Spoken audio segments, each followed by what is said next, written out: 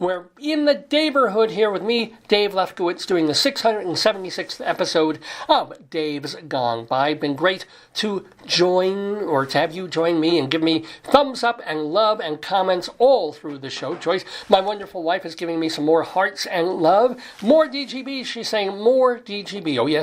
Oh yes, there is more. Don't forget, we have a Saturday segue coming up. But before we get into that, something that we did early in the show, my wife was kind enough to do something really wonderful with her finger. She took it and she put it in the middle of this book, the Merriam-Webster Dictionary of more than 75,000 definitions. And at random, she poked through, truly at random, and put her finger down on a word. And then my job every week is to find something to talk about involving that word. We call this segment Dave's Big Dictionary.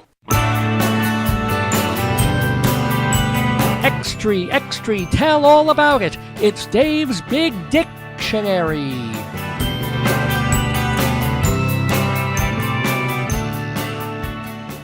Kind of reiterated what I just said, but it is Dave's Big Dictionary, and amazingly enough, Joyce's finger landed, when she touched me in a special place, she landed on fudge. Yes, that is going to be the word of the day today from the dictionary, fudge. And one particular definition, although I'll do a bunch, but let's find it. Without my glasses, this is going to be fun. Where the hell is it? Fudge. Here we are. It's right after Fuggy Duggy, quite honestly, which would have been a good one too. But here's fudge. The first definition that they have is as a verb: to exceed the proper bounds of something, to cheat, to falsify something, to fail to come to grips with. Also, I never heard it used in that capacity. It's also a noun meaning nonsense, and of course a soft candy of milk, sugar, butter, and flavoring. Oh, this dictionary is so weird. It puts the most common known definition of everything like the last one. And it puts all the lesser-known definitions first. But yeah, fudge, we all know what fudge is. So, how am I going to talk about fudge for a couple of minutes here on Dave's Gone By? Well, first of all, it's interesting that I think like every kid, I liked fudge. Every good boy loves fudge. It was very chocolatey and rich and tasty. I mean, there was nothing bad about fudge. It's a giant wedge of chocolate. And you're not dealing even with the porousness of cake, or cake might have Black Forest cherry crap in it, or the icing is too sticky or gooey or sweet. No, your fudge you bite into, the top is the same as the bottom, is the same as the middle. It's all one thing, a hunk of chocolate smush that's all been densely packed together. What child doesn't love that? What child doesn't like that? I don't know if it was Little Debbie's or some place used to make cheap-ass fudge that you could get in the supermarket, and I would eat that. And the interesting thing is I still like fudge. I would still eat it. I'm not going to turn down a piece of fudge. But I don't know, maybe as you get older, your tastes change a little bit, and it is maybe a little much for me. It wouldn't be the first snack I would reach for. I'd rather have a chocolate bar most of the time than chocolate fudge, or certainly any of the other kinds of vanilla fudges that I used to like. And I don't mean the band. I mean actual vanilla or caramel or other flavors. So now it's like, certainly still like it, but I don't know. Maybe I'm more of a salty snack guy at the moment, although chocolate is always good, but not the fudge aficionado I used to be. Not sure what else to say about that in that context. Fudge, I do remember, and I don't know if anybody remembers that reading all the Judy Blume books when I was a kid.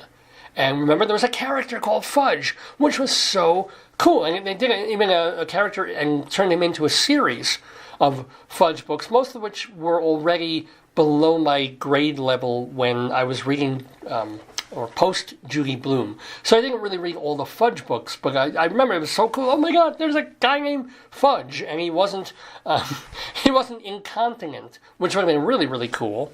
That would have made the most sense to name him Fudge, if you think about it.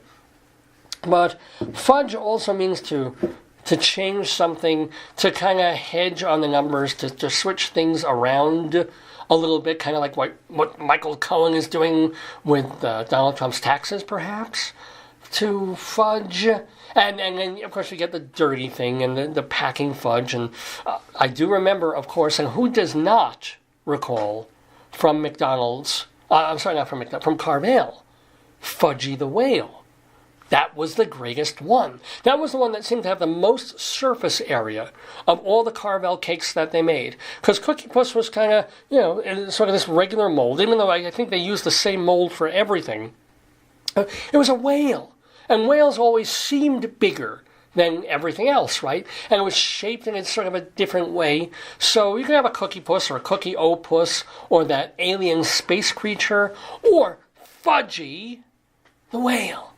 Man, it was a whale full of fudge, which was one of the beautiful things about Carvel. And I was reminded of this just a couple of weeks ago because over Thanksgiving, we wanted to get a Carvel cake, but we didn't want to schlep to the supermarket that had it. So instead, we got a Baskin-Robbins cake.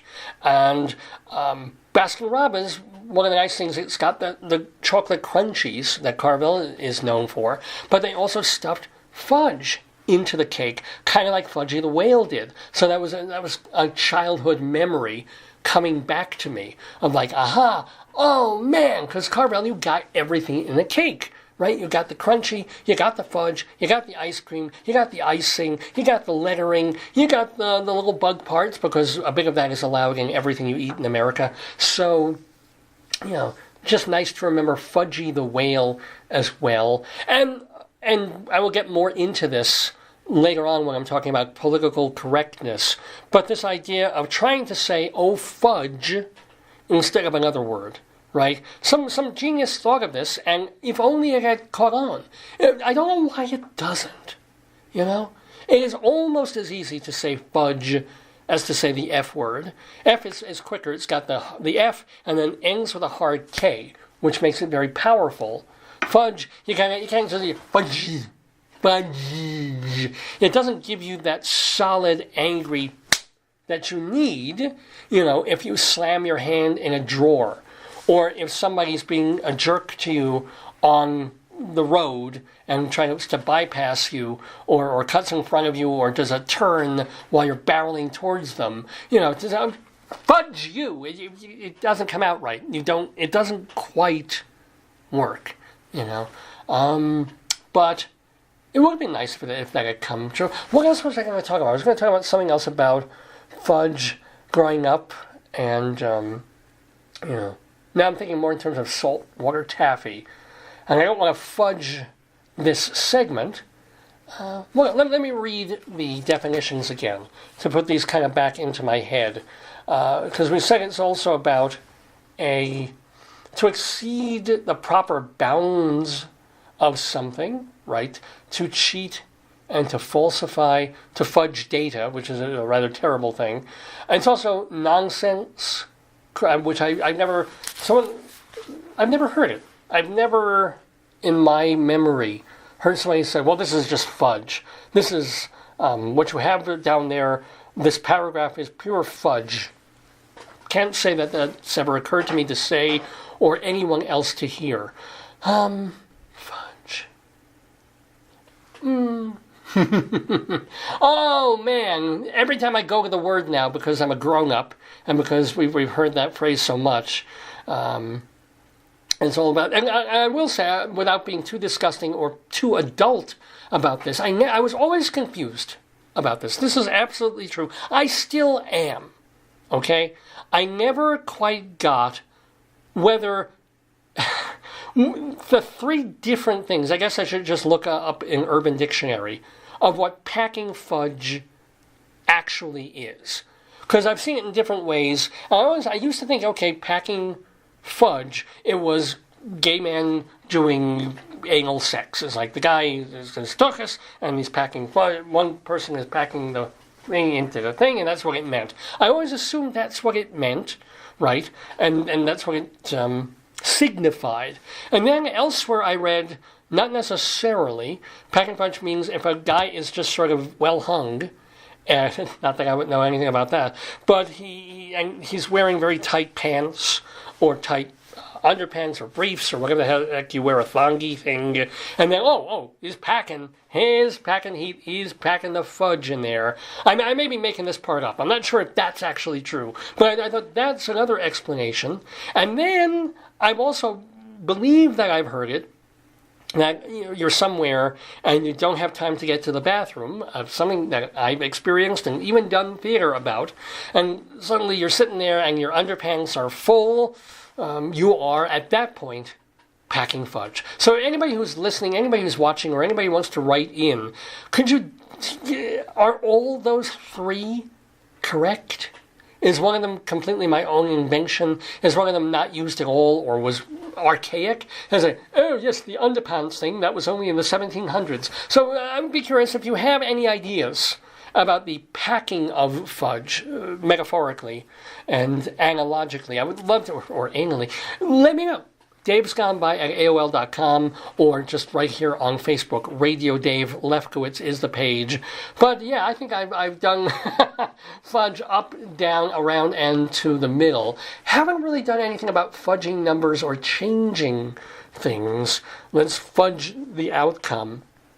Let's, no. Okay. I think I should have left it with packing fudge, as so many people do. And that was Dave's Big Dictionary for this Saturday, December 8th, 2018.